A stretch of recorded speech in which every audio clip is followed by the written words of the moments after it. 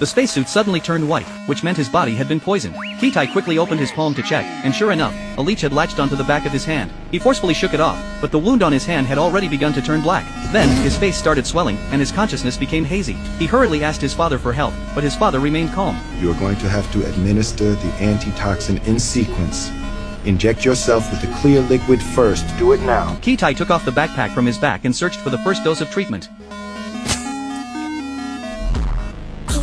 Now the second. ASAP. To your left, Kitai. Left! I can't feel my hand. I can't feel my hand. Press it into the ground.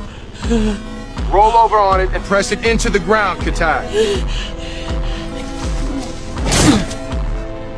The antidote injection was successful. Kitai was finally out of danger, but seeing his child sleep peacefully, his father was still very nervous. This was because, on Earth 1,000 years later, the temperature difference between day and night was extreme, and plants had evolved protective mechanisms. If his son didn't find a geothermal zone before dark, survival would be impossible. As the spacesuit regained its color, Kitai finally woke up. His father breathed a sigh of relief and quickly guided him to the geothermal zone. However, when Kitai checked the supplies, he realized that 2 bottles of breathing liquid had been damaged. This could prevent him from reaching the destination, but Kitai chose to hide it from his father. Little did he know, his father had already discovered it. The next day, Kitai found the bodies of a group of monkeys on the road, which meant there must be a monster nearby. For safety, Kitai decided to change the route, but this decision led him to a cliff. His father had no choice but to expose Kitai's lie. Now showing me the case.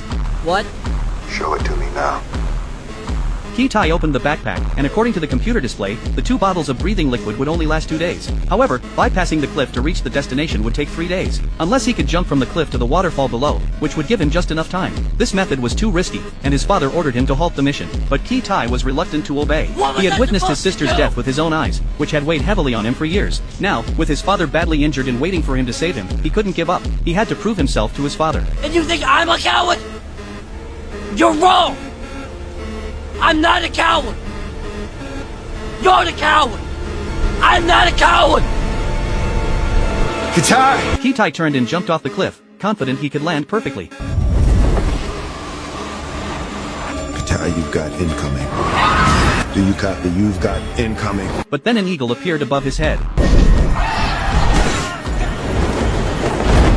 Kitai realized he was being targeted as prey. He could only dive to evade the eagle's pursuit.